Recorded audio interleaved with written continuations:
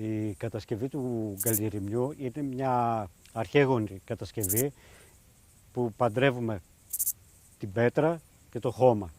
Είμαι ο Δημήτρης ο Φώτης, βρισκόμαστε στην Ελλάδα, στα Τζουμέρκα.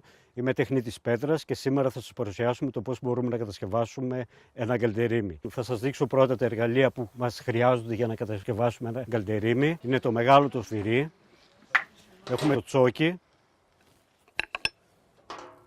το βελόνι που είναι για την επεξεργασία της πέτρας,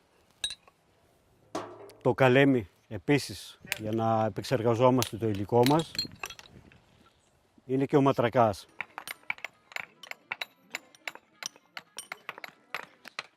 Για τη διαμόρφωση του εδάφους παίρνουμε τις κλίσεις, το φέρνουμε στα πρότυπα που θέλουμε εμείς να κατασκευάσουμε τον γκαλτερίμι, όσο γίνεται πιο σωστό.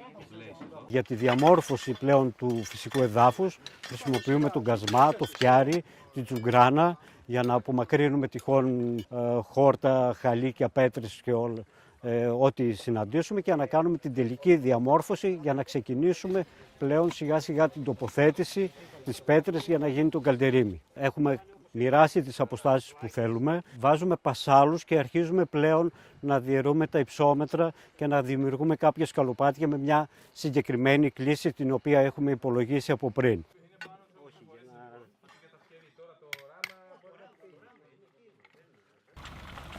Αφού περισυλλέξουμε το υλικό μας, μπαίνουμε να το χωρίσουμε σε κατηγορίες. Αυτά που θέλουμε για γωνίες, για τα γκονάρια, για τα σκαλοπάτια. Διαλέγουμε τις σούγες και το υπόλοιπο υλικό που θα χρησιμοποιήσουμε για την κατασκευή του γκαλτεριμιού. Στη συνέχεια πελεκάμε τα γκονάρια μας για να κατασκευάσουμε τα πατήματα του γκαλτεριμιού. Το συγκεκριμένο γκαλτερίμι θα συναντήσουμε δύο είδη κατασκευής όσον αφορά τα πατήματα.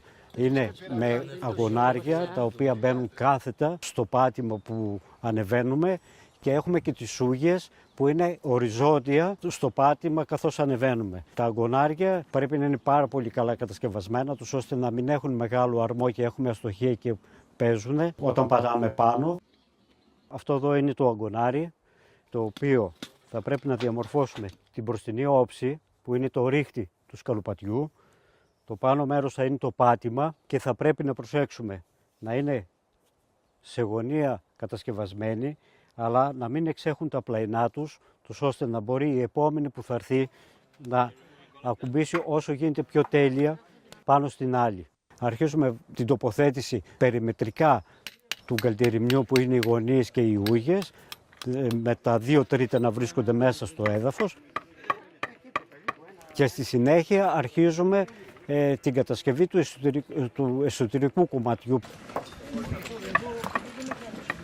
Εκεί θα πρέπει να προσέξουμε πάρα πολύ καλά, ώστε να είναι πολύ καλά εφαρμοσμένες παράλληλα μεταξύ τους και να μην αφήνουμε κενά. Είναι το μεγαλύτερο μυστικό της επιτυχίας όσον αφορά τη σταθερότητα στο γκαλτερίμι. Η μεγάλη συνοχή, να κάνουμε μεγάλους αρμούς και να κόβονται οι αρμοί τους. Για το εσωτερικό της κατασκευής πάλι κατά τον ίδιο τρόπο, στον εσωτερικό χώρο μέσα του γκαλτεριμιού θα πρέπει να χρησιμοποιήσουμε ό,τι δεν μας κάνει πλέον η αγωνία και αυτοσχεδιάζουμε κατά την κατασκευή.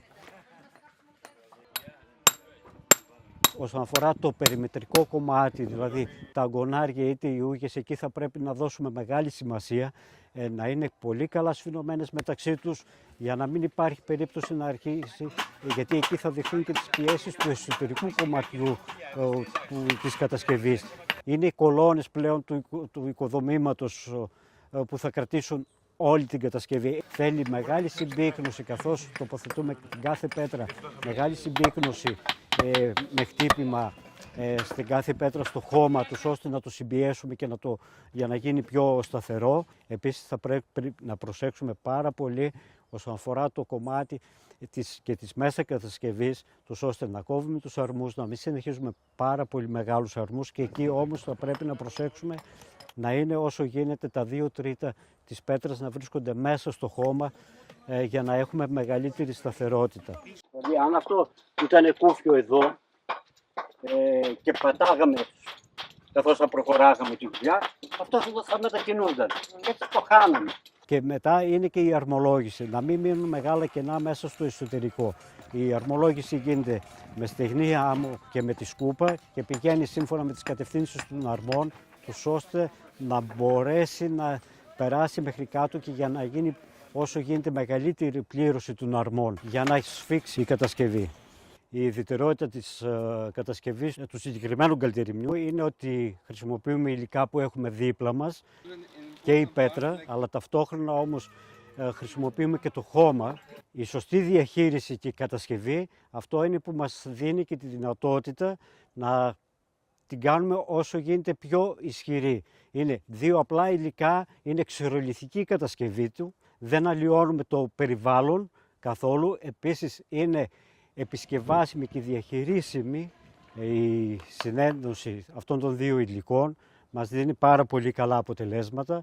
Είναι ανά πάσα στιγμή, όπως όλες οι ξηρολιθιές, έτσι και στον καλτερίμι, μπορούμε να το επισκευάσουμε χωρίς να έχουμε μεγάλο κόπο, να μην φαίνεται η επισκευή του. Βέβαια, θα πρέπει να αφιερώνουμε και χρόνο στη συντήρησή του. Δεν επιβαρύνει κάτι το περιβάλλον, γίνεται ένα με αυτό και το αφομοιώνει η ίδια η φύση και το κάνει δικό της κομμάτι, γιατί είναι τα δικά της υλικά.